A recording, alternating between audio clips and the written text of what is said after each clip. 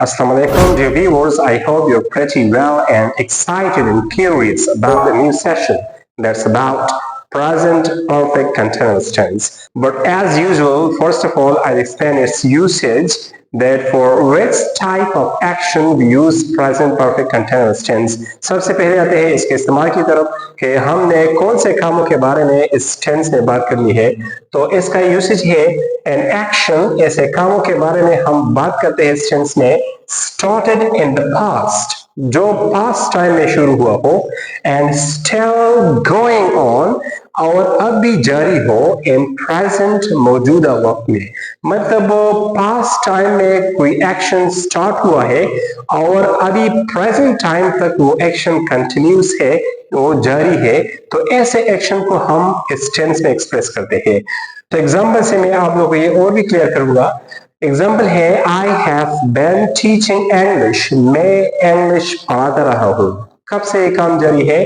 Since 2009 से ये काम जारी है। मैंने इंग्लिश पढ़ाना शुरू किया है और अभी 2025 है, लेकिन ये काम अब भी जारी है। तो ऐसे एक्शंस को हम इस टेंस में एक्सप्रेस करते हैं और इसी सेम एक्शन को, इसी टाइम ऑफ ड्यूरेशन को हम इस अंदाज में भी एक्सप्रेस कर सकते हैं। I have been teaching English for 16 years, मैं 16 साल से इंग्लिश पढ़ाता रहा हूँ। तो इसमें नोट करने वाली अहम बात यह है कि अक्सर स्टूडेंट्स ये सेंस और फॉर इस इन दोनों प्रिपरेशन में कंफ्यूज होते हैं और मोस्टली ग्रामर बुक्स में इसको एक्सप्लेन किया गया है, लेकिन बहुत कॉम्प्लिकेटेड अंदाज में इसको एक्सप्लेन किया है। लेकिन मैं आप लोगों को ये ऐसे सिंपल अंदाज में सिखाऊंगा कि आप लोग कभी नहीं भूलोगे। तो सेंस और फॉर में डिफरेंस क्या है, ये इन दोनों एग्जाम्पल की मदद से आप लोग मैं समझाऊंगा। सेंस को सिंपल बात आप लोग नोट करें कि सेंस को हम starting time of in action के लिए यूज करते हैं। मतलब कोई काम स्टार्ट हुआ है, कब स्टार्ट हुआ है, तो जब हम इसके स्टार्टिंग टाइम की बात करते हैं तो हम सेंस यूज करेंगे। मिसाल के तौर पर इसी सेंटेंस में मैं आप लोग कहता हूं कि मैंने 2009 से इंग्लिश टीचिंग या इंग्लिश पढ़ाना शुरू किया है। तो ये काम कब शुरू हुआ है? 2009 से शुरू हुआ है। तो यहाँ पर इस सेंटेंस में मैं स्टार्टिंग टाइम की बात कर रहा हूँ कि ये काम मैंने 2009 से स्टार्ट किया है और अब भी जारी है।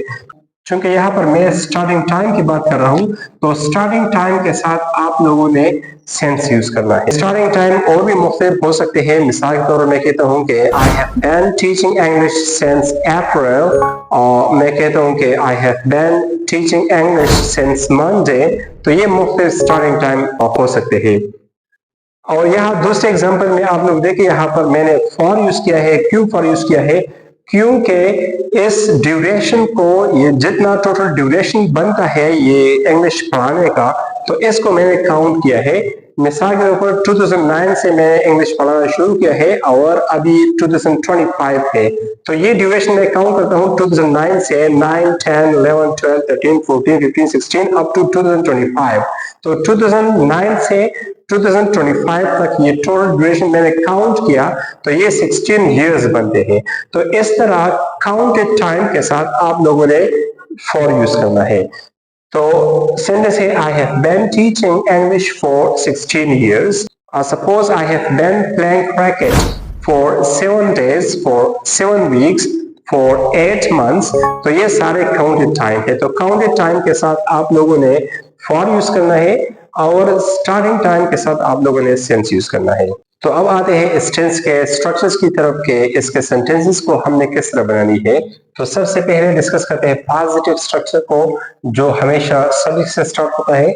और इस टेंस के ये has been and have been, इसके कंपाउंड ऑक्सिलरी है। इससे पहले भी मैंने आप लोगों को बताया था पिछले टेंसेस में कि जब हमारे साथ two auxiliary at a time one sentence में आ जाए तो इन दो ऑक्सिलरीज को हम कंपाउंड ऑक्सिलरी कहते हैं।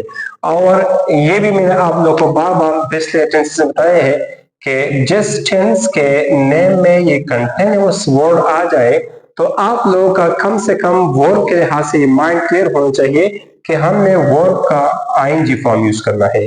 और इसके बाद है ऑब्जेक्ट। और यहाँ पर दो नई चीजें हैं, सेंस एंड फॉर। ये टू प्रीपोजिशन यूज होते हैं डिफरेंट टाइम एक्सप्रेशंस के साथ, और वो मैंने आप लोगों को एक्सप्लेन किया। और इसके बाद है टाइम। तो सेंटेंस में आते हैं इस स्ट्रक्चर के मुताबिक, she has been milking the cow for 2 months। वो 2 महीनों से गाय दूधती रही है। तो इस टेंस के उर्दू सेंटेंसेस के एंड में जा रहा है, थी रही है, ते रहे है आएगा, या रहा है, रही है, रहे है, या सिंपल इस तरह एंडिंग भी आ सकता है। इसके बाद है नेगेटिव स्ट्रक्चर। तो आप लोग पॉजिटिव और नेगेटिव स्ट्रक्चर दोनों में कंपैरिजन करें, दोनों में बड़ा चेंज नहीं है, सिर्फ नोट का इजाफा हुआ है। और कहां पर करना है, क्योंकि मैंने आप लोगों को बताया है कि जब कंपाउंड ऑक्सिलरी हो तो ये फर्स्ट वन ऑक्सिलरी हमारे साथ ये मेन ऑक्सिलरी होता है। तो इस फर्स्ट वन ऑक्सिलरी के बाद हमने नोट पुट करना है। तो नेगेटिव सेंटेंस होगी, she has not been milking the cow since January. यहाँ पर मैंने प्रिपरेशन चेंज किया, सेंस लगाया, और इसके साथ साथ मैंने ये टाइम एक्सप्रेशन भी चेंज किया।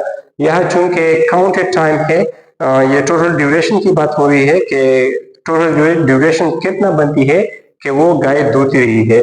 और यहाँ पर मैंने स्टार्टिंग टाइम की बात की है, क्योंकि वो 2 महीने से गाय दूधती रही है। तो ये करंट मंथ जो है अप्रैल है, और इससे आप लोग 2 months पीछे जाए तो 2 months पीछे जाकर हमारे साथ मंथ बनती है जनवरी। तो ये जनवरी से उसने गाय दूधना शुरू किया है, ये स्टार्टिंग टाइम है। तो इसके साथ हम सेंस यूज करेंगे। ये आप लोग के प्रैक्टिस के लिए हर सेंटेंस में मैंने ये प्रीपोजिशन चेंज किया है।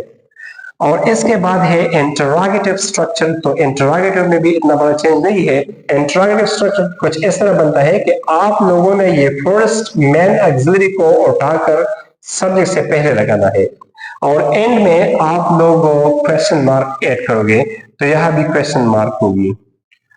तो इंटरोगेटिव सेंटेंस है, has she been milking the cow since last 3 days।